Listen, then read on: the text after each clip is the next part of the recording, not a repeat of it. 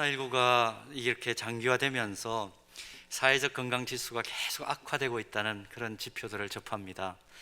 지난 3월에 발표된 우리나라 사회적 건강 조사를 보니까 지금 전 국민의 35%가 즉각 도움이 필요한 스트레스 고위험군에 지금 속해 있다는 것을 보았습니다. 저도 마스크를 끼고 설교를 하는 것은 이번 주일이 처음인 상황입니다. 물론 강의할 때는 그런 적이 있지만 이 예배를 드릴 때 설교를 마스크를 끼고 한다, 굉장히 스트레스였습니다. 그러나 우리 성도들의 안전을 위해서, 또 현장의 안전을 위해서 또 협력할 것은 최대한 우리들이 지혜롭게 협력을 해야 되겠죠.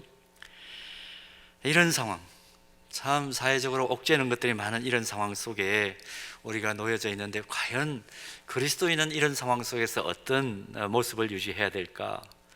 물론 세상 사람들과는 좀 다르게 차원이 다른 삶을 살기 위해서 애를 쓰고 몸부림을 치지만, 역시 발에 밑에 깔려있는 것이 땅이기 때문에 땅에 발을 붙이고 사는 이상 우리가 연약한 존재인 것을 절감을 합니다. 똑같이 두려워하고 버거운 일들 앞에서는 똑같이 고통스러워하는 것이 사람이다 하는 것을 우리가 그리스도인이지만 경험을 하고 있는 것이죠. 또 인정할 수밖에 없는 것이죠. 아마 오늘 함께 예배를 드리면서 또 영상으로 온라인으로 어쩔 수 없이 예배를 드릴 수밖에 없는 그런 안타까운 상황 속에 우리들이 놓여 있는데, 함께 예배를 드리면서 내가 새롭게 그리스도 안에서 변화된 피조물이지만 여전히 혼자라고 느끼면서 마음 아파하고 눈물 흘리는 분들 이 자리에 있으십니까?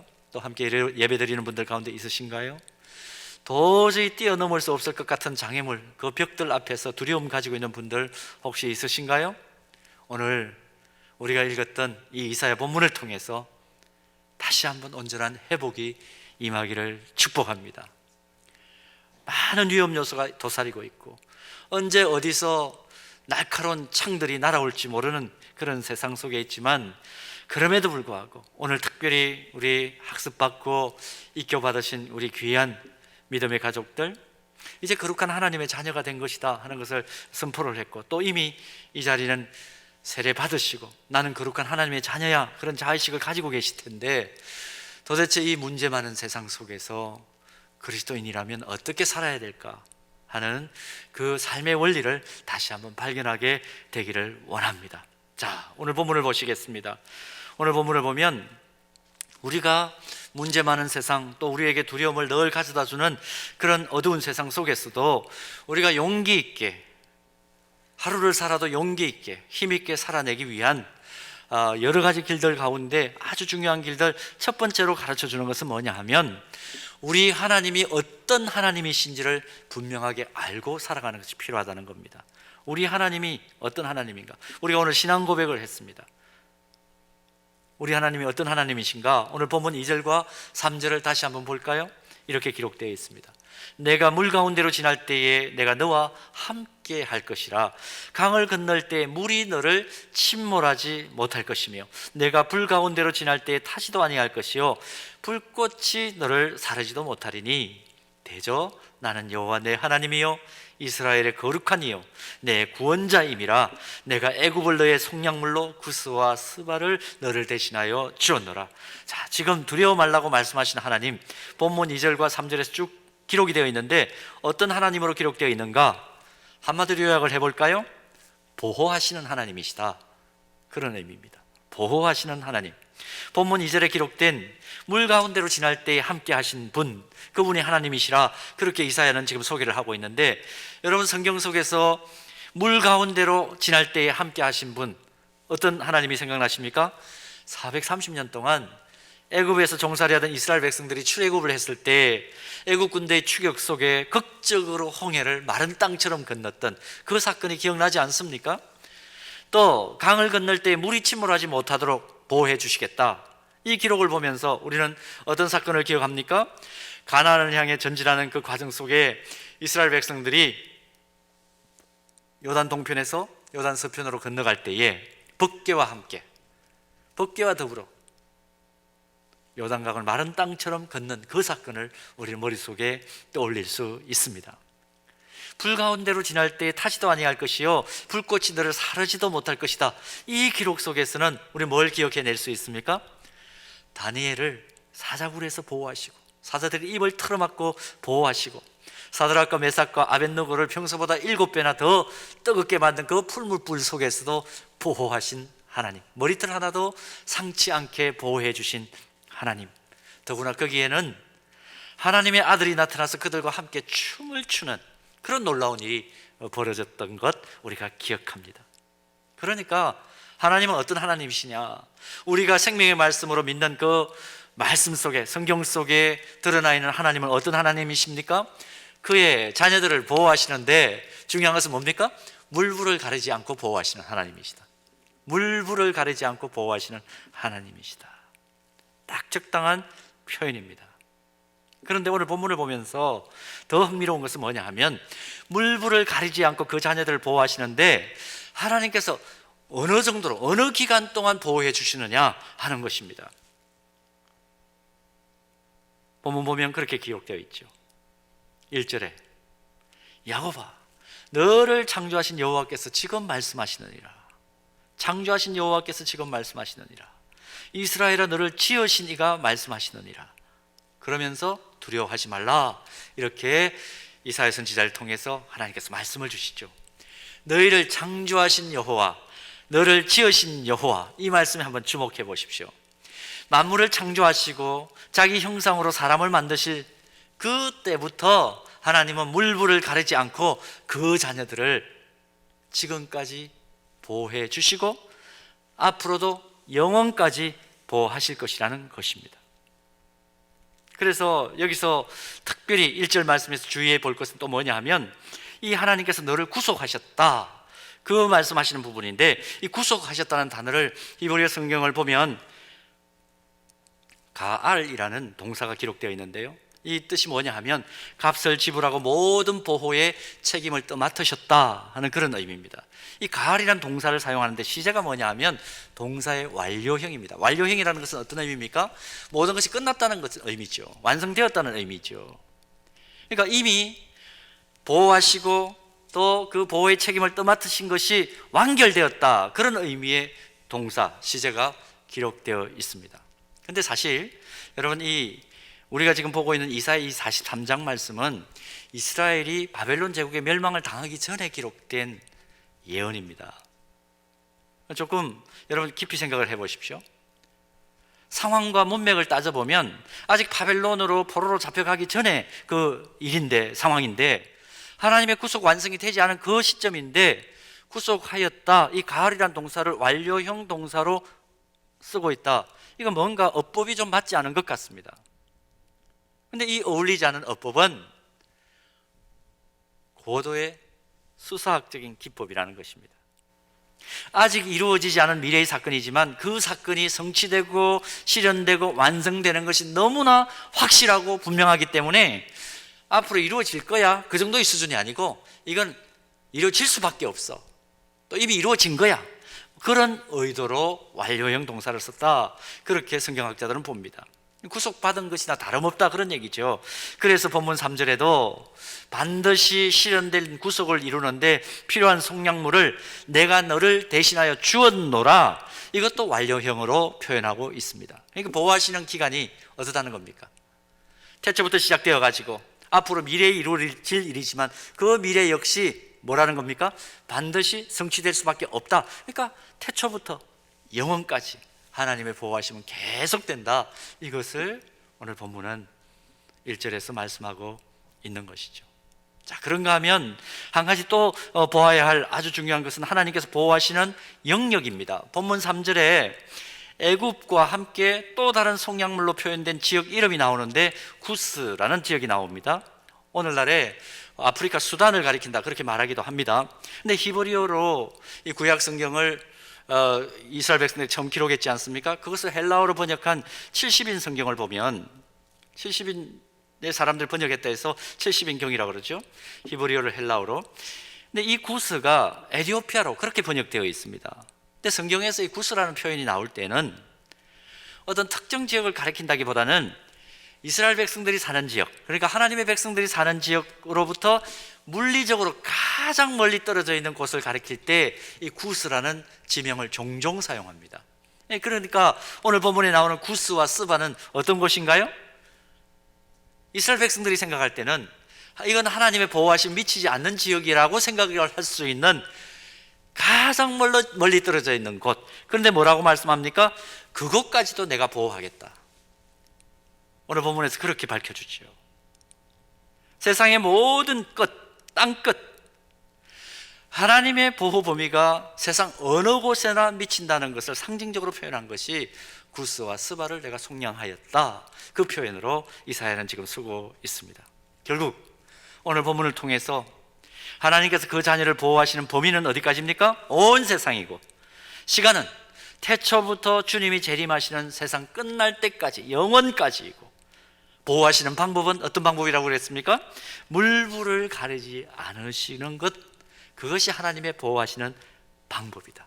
여러분, 세상에 이런 보험 보셨습니까? 이런 보험은 없죠. 이런 안정적인 보험은 없죠. 이 놀라운 사실을 일찍이 깨달았던 다윗은 시편 90편 2절에서 그래서 이렇게 고백하죠. 산이 생기기 전, 땅과 세계도 주께서 조성하시기 전, 곧 영원부터 영원까지 주는 하나님이시니이다. 아멘이 저절로 나오지 않습니까? 여러분, 인간이 인간을 보호하는 것은 한시적이죠. 한계가 있습니다. 그러나 하나님의 보호하심은 영원해요. 이게 지금 이사야가 우리에게 선포하고 있는 핵심 메시지죠. 사람의 보호와 또 사람의 이 보호의 그 능력의 범위가 일시적이고 한계가 있다는 것을 제가 개인적으로 아주 여실히 확인한 한 계기가 있었습니다.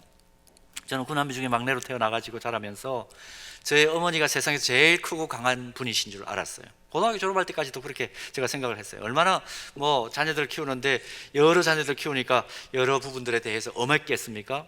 근데 제가 이제 서울에 대학을 입학을 하고 1학년 때였는데요. 1학년 2학기 때 어느 날 어머니가, 제가 형 집에 얹혀 살았는데 어느 날 어머니가 서울을 오신대요. 근데 같이 살고 있던 형이 저한테 그러는 겁니다. 위에 형이 10살 차이인데 그 형이 저한테 그러는 거예요. 야, 너 가가지고 서울역에 엄마 오시니까 모시고 와라. 그렇게 얘기를 해요. 이해가 안 갔습니다. 철이 덜 들었던 거죠. 아니, 그렇게 용감하고 지혜롭기로 타의 추종을 불허하는 우리 어머니 내가 뭐하러 모시러 가? 잘 알아서 오실 텐데. 그 생각을 저는 가지고 있었던 거죠. 여름 수련회 때는 몇백 명의 그 학생들 혼자서 밥을 해대시는 그런 복이 드문 여장부셨거든요. 그래서 마음속으로 좀 툴툴거렸습니다. 그렇지만 형이 가라 그러니까 얹혀 사는 주제에 안 들을 수 있나요? 서울역으로 갔습니다. 모시러 갔어요. 갔는데 어머니가 기차에서 내리시더라고요. 근데 먼발치에서 이렇게 제가 봤습니다. 근데 내리셔가지고 이렇게 플랫폼으로 쭉 걸어서 나오시는데, 근데 제가 깜짝 놀랐습니다. 그 모습을 보는 순간, 아, 할머니 한 분이 걸어오시는구나. 할머니예요. 여러 사람들 속에 섞여 있으니까 정말 티도 안 나는 그냥 조그만 할머니세요. 제가 그때 대학 1학년이니까 20살, 우리 어머니 나이가 64. 지금은 64이라도 자기 관리를 잘 하시니까 그런 시대이니까 다 64 그러면 아직도 팔팔한 청춘들이시지만 80년대 초반이니까 상상이 가지 않습니까? 그때 제가 깨달은 것이 뭐냐 하면, 왜 형이 어머니를 모시러 갔다 오느라 그 얘기를 했는지 제가 그때 깨달은 거예요. 어머니는 저를 보호해 주시는 보호자가 아니고 제가 그 순간을 딱 보는 순간에 이제는 어머니를 내가 보호하고 섬겨야 되겠구나, 그걸 깨달은 겁니다. 늦게 철이 든 거죠. 여러분, 인간의 보호는 한계가 있습니다. 제가 깜짝 놀랐습니다. 언젠가는 끝이 나게 되어 있다는 것을 제가 그때 깨달은 거죠. 또 이것뿐만이 아니죠. 시대가 흘러가면 그렇게 되는 것도 있지만, 시간이 흐르면서 나타나는 그런 요소도 있지만, 사람은 어떻습니까? 내가 너 보호해 줄게, 철석같이 약속하고 또 다짐하지만 분리하면 언제든지 떠나고 배신하기 일수인 것이 누구입니까? 사람입니다. 왜일까요? 인간은 근본적으로 보호할 무한 능력을 가지고 있는 존재가 아니기 때문입니다. 그러나 우리 하나님 아버지는 우리를 위험하고 이 힘든 세상에 혼자 버려두지 않겠다 지금 약속을 하시는 거죠. 우리가 하나님 안에 거하기만 한다면 지난날도 그랬고 과거에도 그랬고 오늘 현재도 그렇고 앞으로 내일도 미래도 영원히 붙드시고 우리가 어디에 있든지 건져주시고 치료하시고 고쳐주시고 해결해 주시고 도와주시고 함께해 주심으로 우리를 보호해 주시겠다. 오늘 이 하나님의 약속이 우리 안에 정초되기를 바랍니다. 우리 마음판에 새겨지기를 축복합니다. 특별히 오늘 학습받고 입교하는 귀한 여러분, 어떤 상황 앞에서도 어떤 문제 앞에서도 오늘 하나님께서 내가 너의 보호자야 말씀하시는 이 음성이 마음의 귀에 들릴 수 있기를 축복합니다. 내가 너를 모든 환난 가운데서 보호한다. 나는 너를 지키고 보호하는 하나님이다. 너희는 가만히 있어서 내가 너를 영원히 보호하는 하나님이신 그 증거를 보라 말씀하시는 하나님 말씀 듣고, 오늘 또 예배 가운데 혹시 연약한 자리에 있거나 좌절한 자리에 있다면, 상처 입은 자리에 있다면 다시 일어설 수 있는 은혜를 보호자 하나님 안에서 누릴 수 있게 되기를 주님의 이름으로 축복합니다. 자, 그런가 하면 두 번째로, 우리가 문제 많은 이 세상 속에서 두려움을 물리치고 용기 있게 전진하는 삶을 살기 위해서 또 하나 우리에게 필요한 것이 있습니다. 오늘 본문을 통해서 확인한 두 번째는 하나님과 나와의 관계를 확신하는 믿음이 필요합니다. 하나님과 나와의 관계가 도대체 어떤 것인가? 그 관계에 대한 확실한 믿음이 필요해요. 나는 하나님의 것이다. 이 정체성을 확인할 때 비로소 우리는 모든 문제 가운데에서도 전진할 수 있습니다. 본문 1절 다시 한번 보실까요? 우리 이 말씀을 천천히 같이 한번, 또 영상으로 띄워져 있으니까 우리 각 처소에서 예배를 드리시는 분들도 함께 봉독했으면 좋겠습니다. 다 같이 봉독합니다. 야곱아, 너를 창조하신 여호와께서 지금 말씀하시느니라.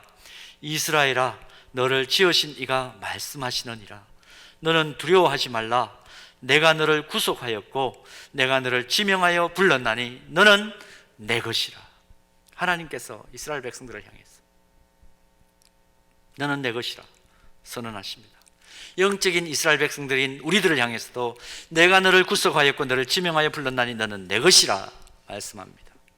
여러분, 나 자신이 하나님의 것이라는 사실을 믿고 확신하십니까?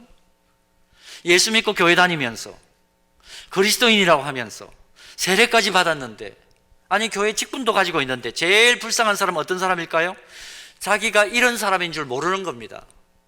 자기가 왕자이신 분인데 여전히 자기에게 제일 필요한 것은 거지 시절에 먹고 있던 그 밥 얻어먹던 깡통 가지고 그게 내가 세상에서 제일 중요한 보물 1호라고 이야기하는 사람, 어처구니가 없죠. 어처구니가 없죠. 많은 그리스도인들이 이런 생각을 합니다. 상담을 해보면 저에게도 와서 이런 분들 있으세요. 하나님께서 나에게 관심이 있으실까요? 이야기합니다. 세상에 이 수많은 사람들 중에 하나님이 내게도 관심이 있으실까요? 아니, 목사님도 나를 잘 모르실 텐데 맨날 한편 구석에서 예배드리고 일어나는 나를 하나님 과연 아실까요? 여러분, 이런 질문에 대해서 하나님 뭐라고 명쾌하게 지금 대답해 주십니까?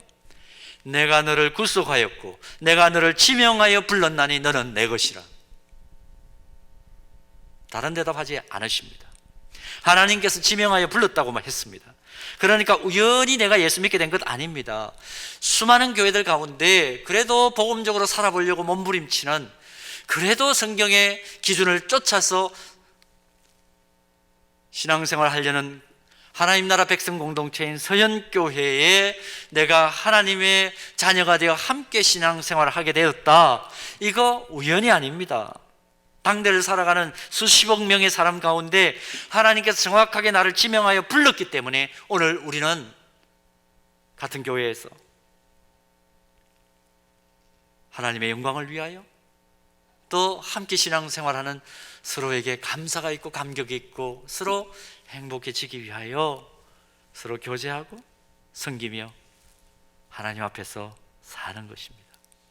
영원 전에 선택하시고 때가 되어 지명해서 불러내시고 그러고는 하나님 말씀하십니다. 너는 내 것이라 선언해 주신 것입니다. 아기를 낳아가지고 신생아를 교회 처음 데리고 나오는 부모들을 볼 때마다 공통점을 발견하는 게 있습니다. 다른 건 아닙니다. 부부들이 아기에게서 눈을 못 떼요. 아이들이 조금씩 기어다닙니다. 또 조금씩 걷고 할 때 부모들이 아이에게 눈을 못 떼고 그들의 일거수일투족을 쳐다보는 것을 확인합니다. 여러분, 오늘 하나님의 말씀을 보십시오. 내가 너를 지명하여 불렀다 말씀합니다. 여러분, 이게 얼마나 큰 충격입니까?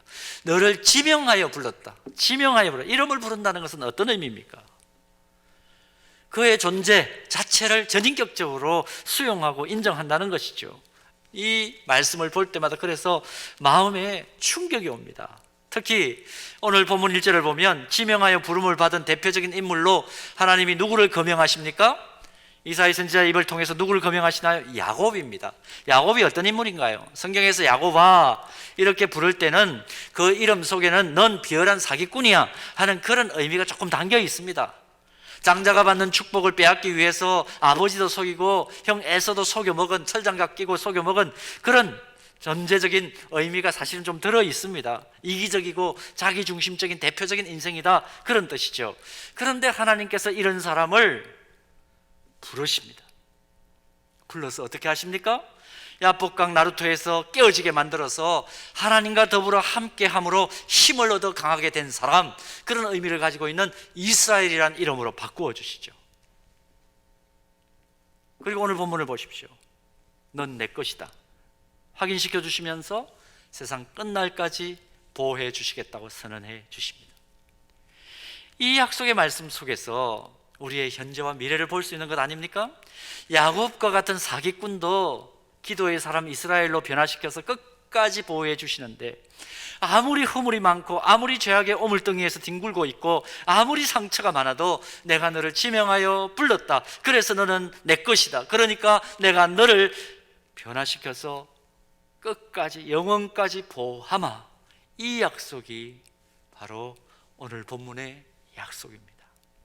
결국 믿음을 가졌다, 하나님을 향해 신앙 고백을 한다는 것은 내 힘으로 살고자 하는 것이 아니라 내 인생을 하나님의 사랑과 보호에 맡기고 살겠다 선언을 하는 것입니다. 오늘 학습 받으신 분들, 또 입교하신 분들 잘 기억하십시오. 여러분, 하나님께서 약속하신 이 축복이 바로 이제 나의 것이라는 그 확신을 가지고 사는 것입니다. 그런데요, 본문 2절을 보면 우리가 한 가지 유의해야 될 진리 한 가지를 발견합니다. 하나님은 예수 믿는 우리들에게 믿음을 가진 그 순간부터 너 믿음 가졌기 때문에 앞으로는 결코 물속으로도 지나가지 않을 것이고 불같은 것도 너 곁으로 가까이 오지 않을 거야, 그렇게 약속해 주시지는 않습니다. 신앙생활을 하다 보면 물을 지날 때도 있고 여전히 불구덩이 같은 고통을 만날 때도 있다는 말입니다. 그러나 그보다 더 중요한 것은 어떤 환난과 역경이 찾아온다 할지라도 하나님이 그 가운데 함께해 주시겠다. 이것이 반전입니다. 위대한 반전이죠. 우리의 인생에 바람이 불고 때로는 불꽃이 나를 삼킬 수 있습니다. 왜냐하면 우리는 아담의 죄성을 여전히 가지고 있기 때문에 실수하고 나의 실수 때문에 어떤 어려움을 당할 수 있는 가능성이 100% 있습니다. 고난이 올 수가 있습니다. 그러나 그 속에서 택한 자녀들을 하나님께서는 끝까지 보호해 주시겠다. 이 영적인 원리를 오늘 본문을 통해서 확인하는 겁니다. 시편 16편 8절을 보면 시편 기자가 이 사실을 놓고 이런 증언을 합니다. 내가 여호와를 항상 내 앞에 모심이요 그가 나의 오른쪽에 계심으로 내가 흔들리지 아니하리로다. 자신을 흔드는 일들은 있어요. 흔들림 받을 수밖에 없는 바람은 불어와요. 그러나 그가 누가? 하나님께서 나의 오른쪽에 계심으로. 오른쪽은 권위의 상징 아닙니까? 힘의 상징 아닙니까? 내가 흔들리지 아니하리로다. 시편 139편 7절에서 10절 말씀 보실까요? 이렇게 정언해 줍니다. 내가 주의 영을 떠나 어디로 가며 주의 앞에서 어디로 피하리이까? 내가 하늘에 올라갈지라도 거기 계시며 수월에 내 자리를 펼지라도 거기 계시나이다. 내가 새벽 날개를 치며 바다 끝에 가서 거주할지라도 거기서도 주의 손이 나를 인도하시며 주의 오른손이 나를 붙드시리이다. 바다 끝, 스월, 힘든 자리입니다. 힘듦이 있다는 거죠. 그러나 거기서도 주의 손이 나를 인도하시며 주의 오른손이 나를 붙드시리로다. 하나님의 자녀들, 하나님께서 이렇게 보호하신다. 어제 급작스러운 일들이 일어나고 밤새도록 여러 상황들을 놓고 이렇게도 생각해보고 저렇게도 생각해보고 고민을 많이 했습니다.